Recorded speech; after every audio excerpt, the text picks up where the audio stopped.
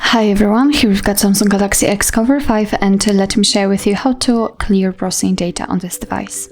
So first of all, let's open your browser. In my case, it will be Google Chrome, and all you have to do right now is simply tap on this three dots icon in the right upper corner. Now let's tap on the history, and as you can see here, we've got the list of all previously visited websites.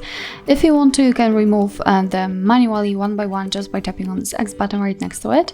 But if you've got a lot of previously visited websites, if this list is so wide, then just tap on clear browsing data, and as you can see here, we've got some basic and advanced options. In basics, we've got browsing history, cookies and site data, and cached images and files, and in advanced, we've got also saved passwords, autofill form data, and site settings. So if you want to remove something, just make sure that it is marked. So let me mark everything. What's more, you can change the time range from last hour to, for example, last 7 days.